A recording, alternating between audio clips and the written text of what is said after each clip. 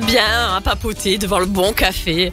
On parle animaux, ça tombe bien. Bienvenue dans notre rubrique qui nous a quand même pas mal manqué ces derniers temps. Bonjour Antoine. Et bonjour Karine, bonjour ami, comment allez-vous? Ça va très très bien et toi? Bien. Et ouais, ça va, désolé pour cette absence, en effet, j'avais un planning un peu chargé, mais me revoilà parmi vous et c'est avec grand plaisir que... Déjà, bonne année à tout le monde, parce qu'on a encore le droit, et moi je peux le dire, exactement. Jusqu'à demain, mais très belle année à toi également. Est-ce que toutes tes formations se sont bien passées? Exactement, je te remercie Karine, ouais, toutes les formations se sont bien passées, ça avance bien. On essaie d'œuvrer par d'autres moyens également pour le bien-être animal, donc c'est ce qui me tient à cœur, et c'est vrai que ça a été un mois un peu chargé, mais me revoici parmi vous et ça me fait très plaisir. Eh ben très bien, donc dorénavant vous retrouverez l'info veto tous les 15 jours, toujours le lundi à 10h30 avec comme d'habitude au programme une thématique donc abordée chaque lundi, le petit conseil de la semaine avec Vet Astuce et vos questions, donc si vous en avez. Le sujet du jour, nous allons partir directement dans le vif du sujet, on va parler du froid. C'est quand même d'actualité, non? Oui. Un petit peu. Ouais, effectivement, on s'est dit que ça pouvait être intéressant parce que on a quand même des températures qui sont relativement fraîches. Alors, on va quand même dire que c'est quand même bon signe. On est en hiver, donc c'est bien qu'il fasse de temps en temps un peu frais quand même. Mais c'est vrai que c'est important parce que c'est comme les humains. Enfin, je veux dire, tous les animaux sont pas forcément égaux vis-à-vis de ce froid, de ces différentes intempéries, la neige, la pluie, etc. Et ça va être vachement important de les protéger en fonction de l'animal dont on parle, quel est son rythme de vie, son état de santé, l'âge, etc., etc. On en parlait d'ailleurs juste avant, on parlait des chevaux, comment ils allaient ressentir le froid et le temps. Exactement, on avait cette discussion très intéressante avec...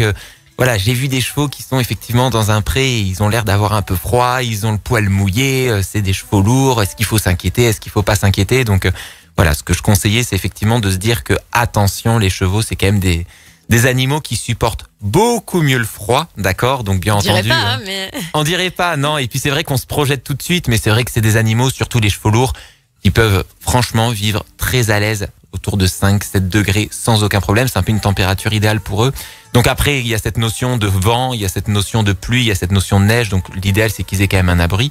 Mais néanmoins, si vous voyez des chevaux lourds dans des champs qui sont un peu humides, mais qu'il y a quand même des températures positives, ne vous inquiétez pas tout de suite. Vérifiez l'état général, qu'ils aient à brouter et à boire, et normalement, ça va bien se passer. Voilà, on n'a pas dit de ne pas vous inquiéter. On a dit vérifier un petit peu tout ça autour, et normalement, ça devrait bien aller. Exactement. Et en tout cas, si c'est pas le cas, n'hésitez pas à faire remonter. On pourra bien entendu vérifier tout ça, puisque là...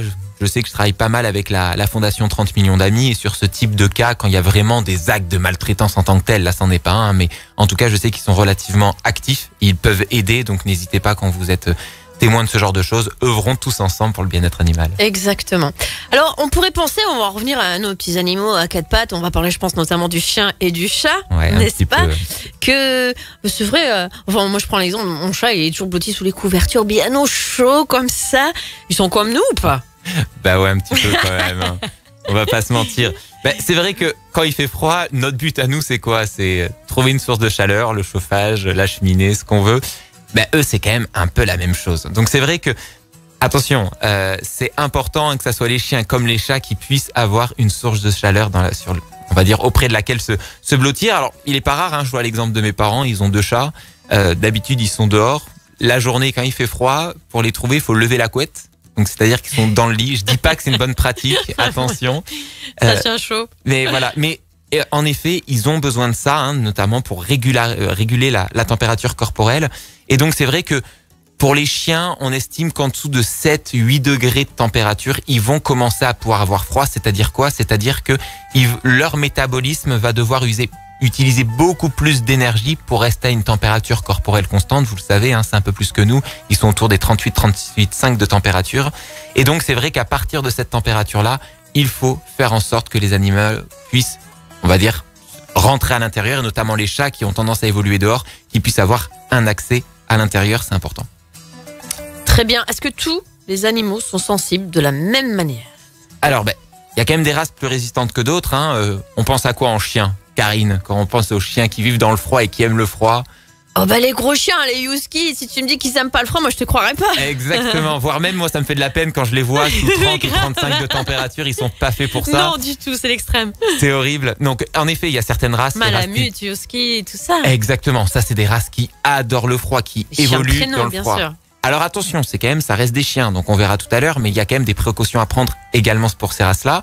Et puis après, plus l'animal il va avoir tendance à être gros, plus de poils, du sous-poil, etc., moins il va être sensible au froid. Typiquement, on peut parler notamment des bouviers, qui sont des races relativement résistantes. Oui, oui. Mais après, c'est vrai que, voilà, on peut faire en sorte pour ces chiens-là, sur des températures qui sont relativement négatives ou proches de zéro, je parlerai pas de la même chose si on était à -10 toute la semaine, mais avec une bonne niche, un toit, de la paille, enfin voilà, des couvertures, c'est des animaux, typiquement, s'ils ont un abri, qui peuvent rester à l'extérieur, voire même qui demanderont de rester à l'extérieur. Quand vous vous chaufferez à l'intérieur, ils seront même mieux dans leur niche, entre guillemets, au froid. Et pourquoi ça? Comme je vous disais, c'est vraiment la nature du poil. C'est des animaux qui sont faits pour résister à ce type de température. Et donc, à contrario, qu'est-ce qu'on va retrouver? Laissez pas votre petit chihuahua dehors. Exactement. Lui, par contre, il va en souffrir du froid. Et tous les chiens, alors les petits chiens, donc qui ont un métabolisme un peu moins, on va dire, actif que les autres, ceux également qui ont l'habitude de vivre à l'intérieur, eux, par contre, ils vont être vraiment très sensibles au froid. Les petits caniches, les bichons, les petits trucs comme ça doit être... Ah oui, oui, complètement. Et c'est vrai que ces animaux-là, honnêtement, faut vraiment en faire attention. D'autant plus quand ils commencent à être âgés, qu'ils ont des pathologies. Ah oui. Et là, on peut avoir des animaux qui sont déjà, on va dire, vulnérables. Mais alors, s'il fait froid, ça sera encore plus compliqué à gérer. Donc, vraiment, précaution quand il fait très froid. Vous posez les bonnes questions vis-à-vis de ces animaux-là. Ok, qu'est-ce que tu conseilles de faire donc pour ces animaux qui sont beaucoup plus sensibles au froid? Eh ben c'est un peu comme nous, c'est-à-dire que quand il fait froid, qu'est-ce qu'on a tendance à mettre? Un manteau. Bonnet, manteau, exactement. Écharpe. Et c'est tendance de plus en plus. Alors, attends, toi t'as des petits chiens, t'as un petit chien chez toi. Alors, j'ai 3 petits chiens, ils n'ont pas de manteau. Ils n'ont pas de manteau. Non, mais blague à part. Bon, c'est pas des petits chihuahuas, c'est des races entre guillemets un peu rustiques, des croisés porte-fenêtres. Souvent, c'est un peu plus résistant. Néanmoins, c'est vrai que quand il fait froid, c'est important quand même de pouvoir les protéger de ce froid. Alors du froid, mais également du vent, également de la pluie, etc. Et donc, c'est vrai qu'il y a des manteaux pour chiens. Alors, initialement, je vais pas vous mentir, je trouvais ça moi un petit peu ridicule. Je me disais mais c'est pas possible, c'est pas fait pour. Et en fait, quand on étudie un petit peu la question, si, sur ces petites races-là, les races qui n'ont pas beaucoup de poils, tu parlais tout à l'heure, Karine, de Chihuahua, on va pouvoir aussi parler, franchement, de chiens qui, voilà, le Jack Russell, c'est speed, mais voilà, c'est pareil, ça peut avoir relativement rapidement froid. Des animaux qui ont un tempérament très calme, les King Charles, mais s'il y a un peu plus de poils. Et ces animaux-là, c'est quand même intéressant de pouvoir investir, ça coûte pas grand-chose, dans un manteau. Je me rappelle quand j'ai eu l'occasion et la chance de pouvoir partir à New York l'année dernière. Et il y avait dans le métro, alors là, il n'y avait pas besoin, mais un petit, je sais pas, c'était comme un chihuahua, mais pas vraiment. Et il avait son petit manteau rose, ses petits chaussons roses. Là, on est dans de l'abus. Il faisait pas froid. C'est tendance.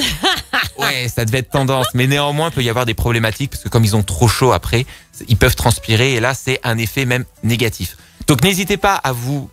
Voilà, à pouvoir regarder, même sur Internet ou auprès de votre vétérinaire, sur le type de manteau. Ce qui est important, c'est de faire en sorte qu'il soit pas trop large pour arriver à garder la chaleur, mais en même temps pas trop petit parce qu'il faut quand même qu'ils aient des mouvements amples et qu'ils puissent se déplacer relativement facilement. Et suite à un sujet précédent, tout ce qui est mutuelle ou assurance pour les animaux, ça peut faire partie de la prévention.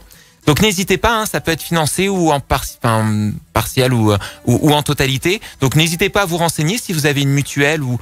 Voilà, ça peut être pris en charge dans un cadre de prévention justement du bien-être. Et a-t-on déjà vu des chats avec des manteaux? Non. Alors les chats avec les manteaux, non. Alors ça existe. C'est vrai? Ça existe, on peut en avoir. Il y a des gens, il y a des propriétaires qui de temps en temps promènent leurs chats. Alors ça existe. C'est rare mais ça existe. Complètement, et j'ai envie de vous dire, c'est pas une mauvaise idée comme sur le principe du chien. Là où j'attire votre attention, c'est que souvent le chat, on le fait sortir, on n'est pas à côté de lui, et donc tout ce qui est manteau, collier, quelque chose qui peut s'accrocher, à éviter. Parce que des fois, c'est pas forcément une très bonne idée. Très bien. Eh bien, écoutez, je vous propose de faire une petite pause musicale et on revient de suite après. Status quo. Et c'est ainsi que l'on reprend l'émission. La rubrique Info Veto. Oh, je parlais mais tu m'avais pas mis le micro. Je suis toujours malheureuse moi quand tu me coupes le micro, je sais pas pourquoi. On parlait de comment lutter contre les effets du froid qui touchent bien évidemment nos animaux. Donc avant la pause musicale, on parlait de manteau pour chiens. Est-ce que, Antoine, il y a d'autres éléments à prendre en compte ? Ouais, effectivement, il y a pas mal de choses à prendre en compte. Et un élément clé, on en avait un petit peu parlé lors d'émissions précédentes, c'était l'alimentation. Et c'est vrai que c'est un peu comme nous, hein, quand il fait froid, on va avoir tendance à...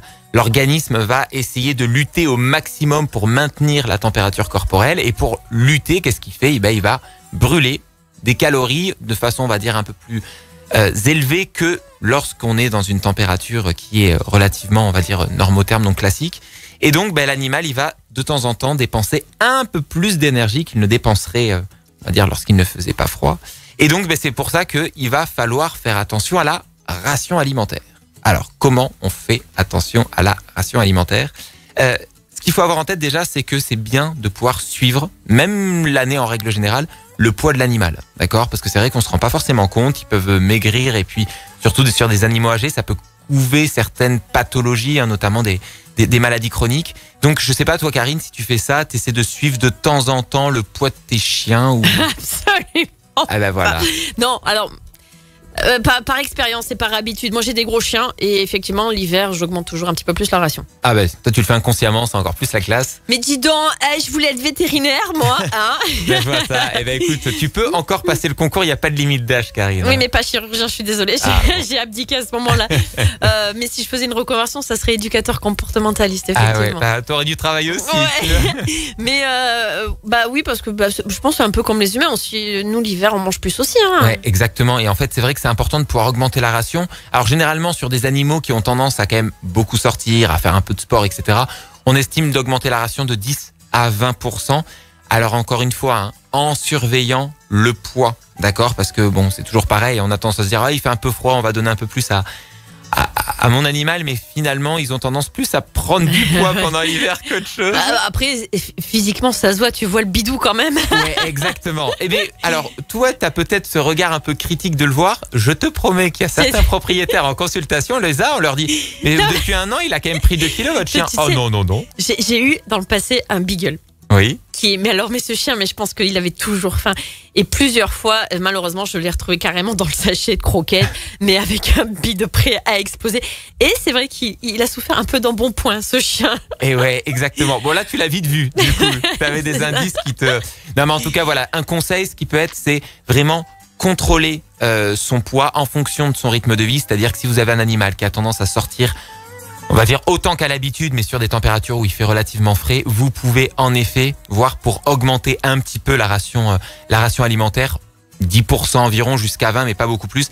Et surtout, surveillez le poids. Après, n'hésitez pas à à prendre contact auprès de votre vétérinaire, il pourra vous conseiller. Oui, puis c'est toujours pareil, les petits chiens, chez toi, tu peux les peser facilement, mais les gros, c'est compliqué. Alors, tu peux te peser avec le gros dans les bras. Ouais. Et puis après, tu déduis ton poids, mais faut avoir un peu de muscle. Non, mais celle qui fait 35 kilos, je peux pas, c'est pas possible.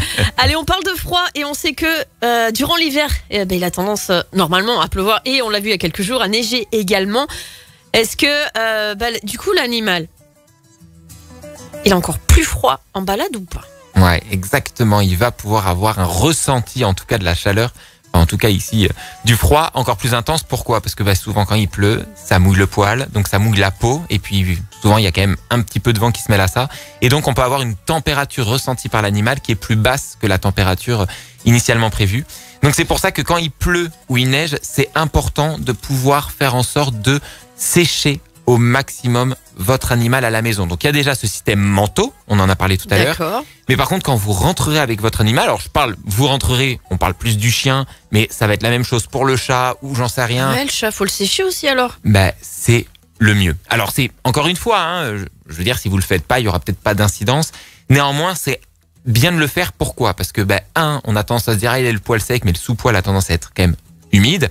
Alors généralement quand il fait bon, ça va, mais s'il a tendance à bouger ou à ressortir ou autre, avec le vent, il peut justement choper froid.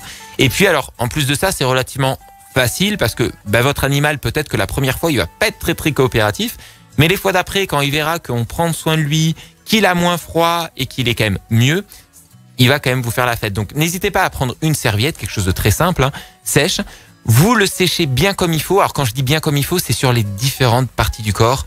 Donc on a tendance à faire les pattes parce que souvent c'est ce qui salit la maison. C'est ça. Mais n'hésitez pas quand même à faire sous Tu le rentres pas. ventre, sous les pattes, le dos, voire même la tête. Alors la serviette généralement ça suffit. Vous pouvez aussi utiliser le sèche-cheveux. Honnêtement ça S'ils ont marche pas peur. très bien.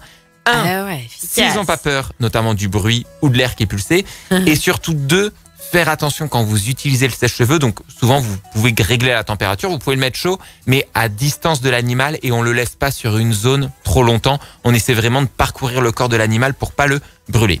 Et je vous dis, alors, pour le sèche-cheveux, le chat, peut-être un peu plus compliqué, mais par contre, n'hésitez pas également à le faire sur votre chat parce que c'est vrai que ça pourra éviter les problématiques d'attraper froid par la suite. Après, un chat, ça reste intelligent et souvent l'hiver, ça reste au chaud dans la maison. Ah bah oui, on en a parlé tout à l'heure. Je pense qu'à l'heure où je parle, ils doivent être sous la couette, donc Pas inquiète. c'est pas bête. Alors, nous, en tant qu'humains, quand on a froid, hormis se couvrir, on peut effectivement aller se réfugier dans une douche ou un bain bien chaud.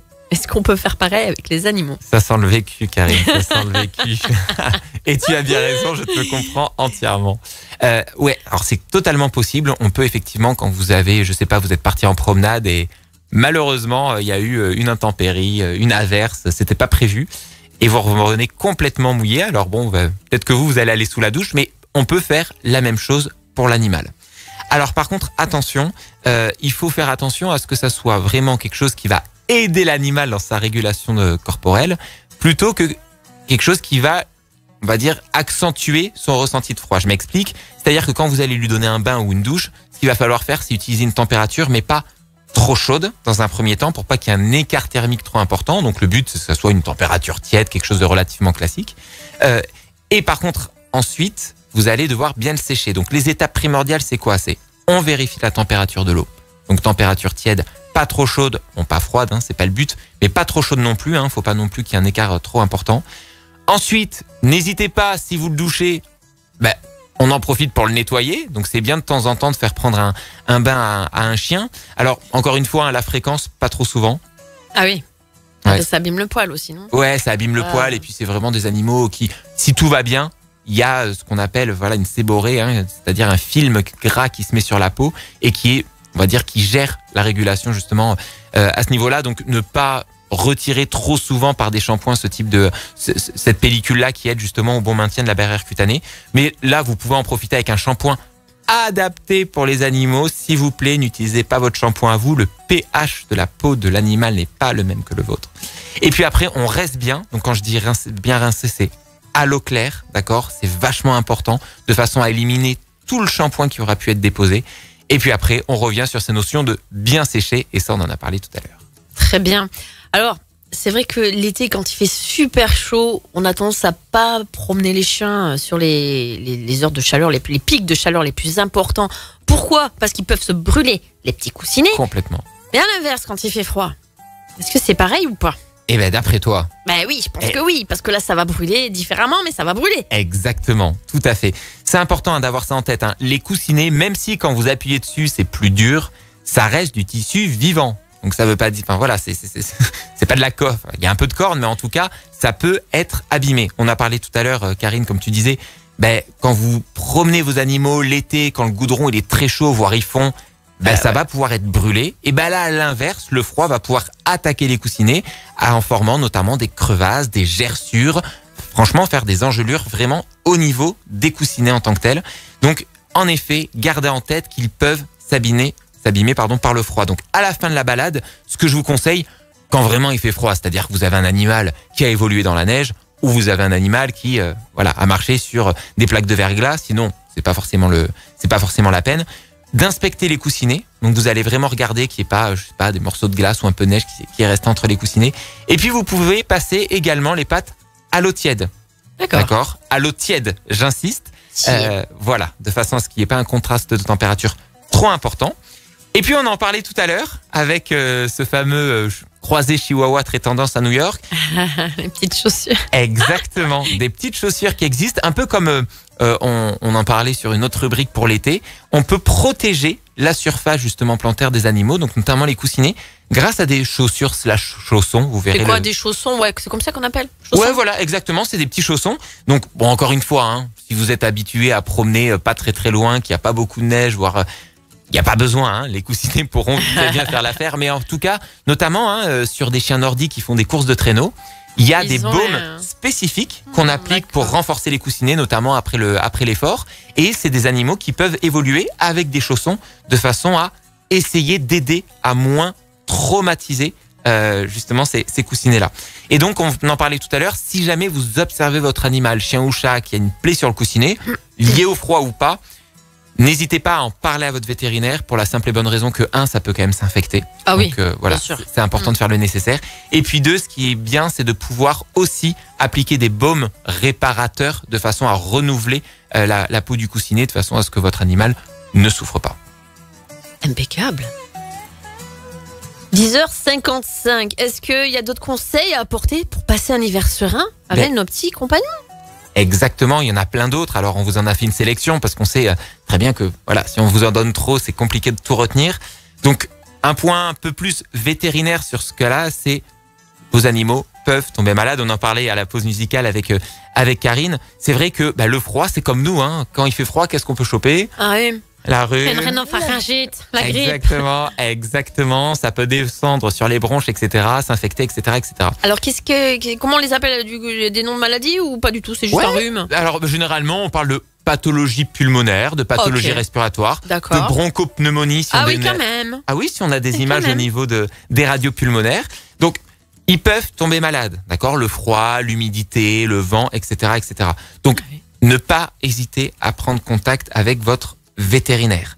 Pourquoi je dis ça? Parce que c'est vrai qu'on a tendance à se dire ouais, c'est comme nous, c'est un petit rhume, ça passera. Alors oui, c'est vrai, ça peut passer. Néanmoins, si vous sentez que votre animal, il a tendance à être abattu, il mange un peu moins. Voilà, c'est direct. Il dort, voilà. Alors moi, ce que j'aime bien faire ou vous conseiller, si vous pouvez, c'est prendre la température à vos animaux. J'attendais cette réaction, Karine. J'attendais cette réaction. Ouais, alors n'utilisez pas le thermomètre frontal sur les poils. Ça ne tu crois qu'on va lui mettre le thermomètre dans les fesses? Eh ben, honnêtement, nous c'est ce qu'on fait en clinique. Ouais, mais vous êtes véto. Et honnêtement, ça marche super bien. Ça permet d'avoir une indication. Si jamais de toute façon vous pouvez pas le prendre et que vous avez le moindre doute, vous nous l'amenez. Point final. Mais en tout cas, pour vous rassurer, des fois, ça peut être pratique. Moi, je le conseille. Il y a certains propriétaires qui le font. Tu peux pas blesser l'animal parce que comme il bouge et tout, c'est chaud. Alors, il faut effectivement qu'il bouge pas trop, mais honnêtement, écoute, on fera un TP, des travaux pratiques ensemble. Tu vas pas être déçu avec mes chiens, je veux te dire. Non, mais en tout cas, voilà, c'est important de pouvoir l'amener chez le véto le plus tôt possible parce que, comme je disais, ça peut aussi s'infecter, ça peut descendre sur les bronches. Et donc, c'est important de pouvoir agir le plus tôt possible, même si en tout cas c'est pas forcément très grave, mais de faire le nécessaire, comme on dit, mieux vaut prévenir que guérir. Mais est-ce que ça a toujours ça existait aussi déjà avant les rhumes, tout ça chez les animaux, ou c'est peut-être plus récent avec la vie qui a changé de nos animaux? Alors ça a toujours existé, honnêtement. Par contre, aujourd'hui, on a des races qui sont quand même de plus en plus fragiles.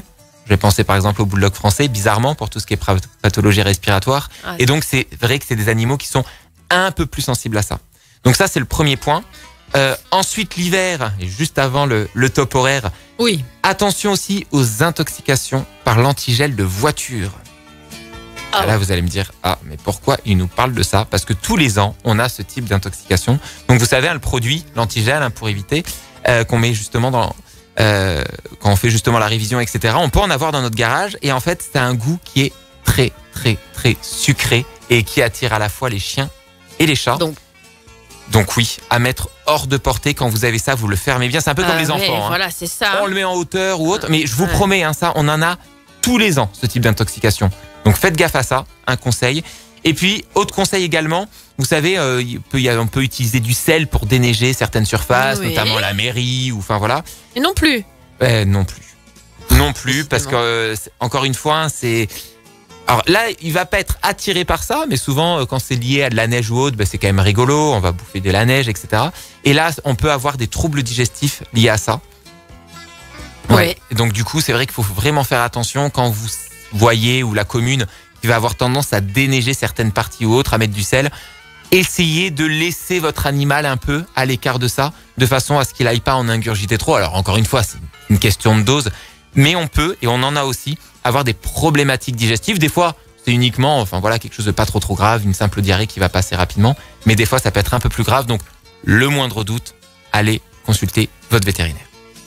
Bien. Si avec ça, vous n'avez pas tout compris, je peux rien faire pour vous. Non, très très bien, c'est clair, c'est précis.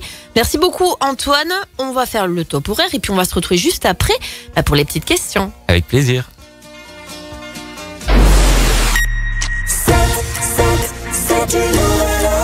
Il est tout pile 11h. Bienvenue chez vous.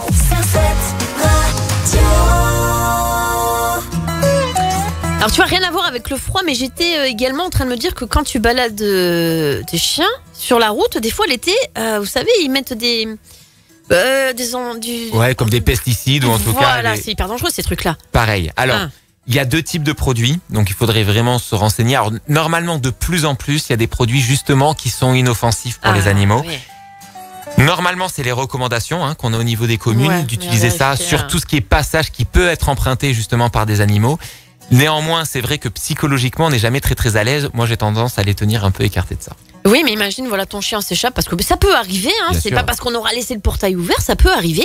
Et bien que le chien se balade et de lui-même qu'il aille manger tout ça, quoi. Exactement. Bon, alors encore une fois, je vous dis normalement, voilà, soyez relativement rassurés. Normalement, c'est des produits qui sont faits exprès quand c'est des produits qui sont utilisés par la commune. Après, j'ai envie de vous dire, si c'est le cas, surveillez votre animal, vous le verrez vite. Souvent, c'est des problématiques digestives. C'est ça. Voilà, ne pas hésiter à checker qu'il n'y ait pas de vomissement, pas de diarrhée. Et en tout cas, si au bout de 2-3 jours, c'est toujours très bien, c'est qu'il n'y a pas de souci à se faire. Bien. Petite question du jour. Mon chien a mordu ma fille.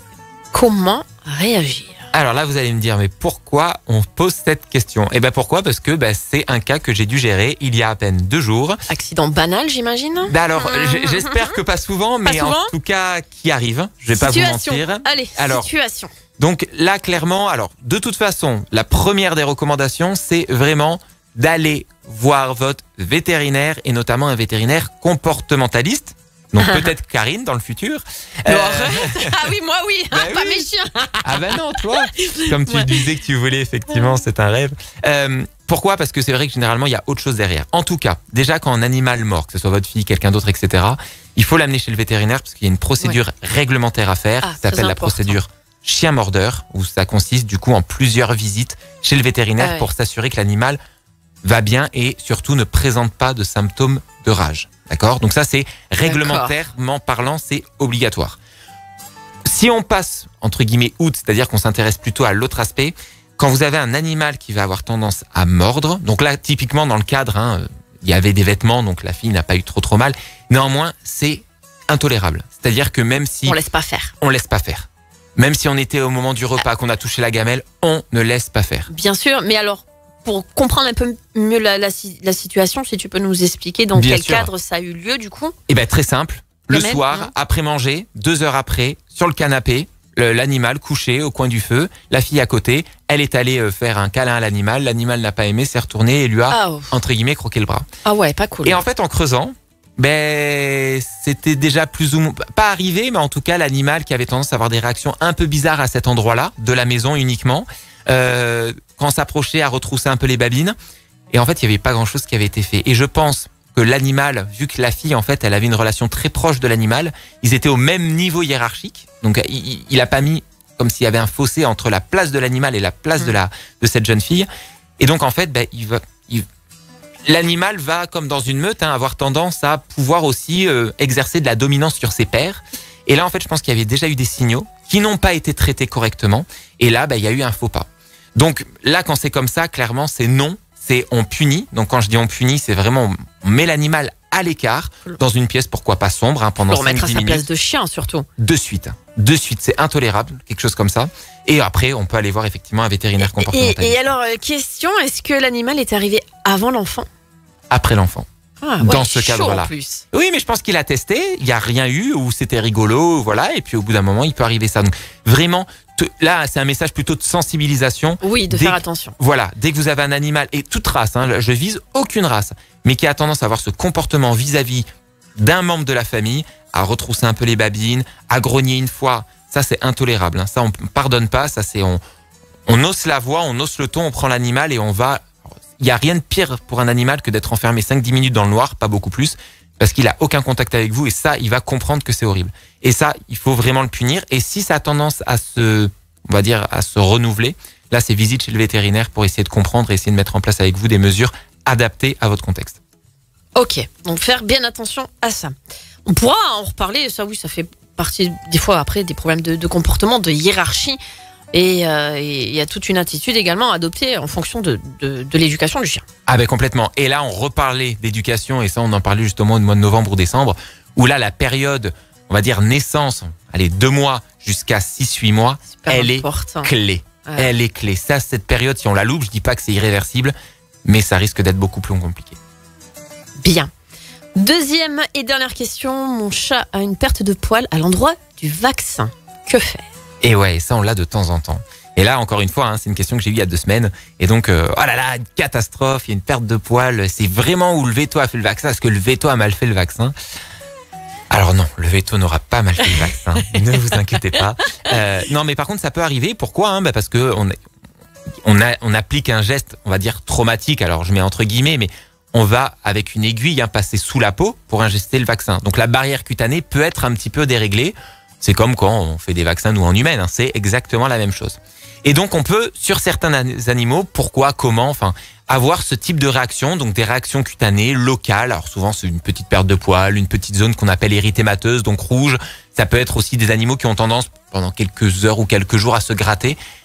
C'est pas grave, d'accord? Ce qu'il faut vérifier, c'est que, 1, la zone en question n'évolue pas. Que 2, ça n'empêche pas le bien-être de l'animal. Et que 3, encore une fois, la lésion en tant que telle a plus tendance à se résorber qu'autre chose. Alors, n'hésitez quand même pas à le dire à votre vétérinaire, puisque dans les industries pharmaceutiques, ceux qui commercialisent les vaccins mettent à jour ce qu'on appelle, alors je vais essayer de pas rentrer trop dans le détail, mais des rapports de pharmacovigilance, comme en médecine humaine normalement, c'est-à-dire que quand il y a un effet indésirable, on doit le déclarer au titulaire de l'AMM, donc au titulaire du produit, de façon à surveiller au mieux l'apparition d'effets indésirables et donc les médicaments qu'on met sur le marché.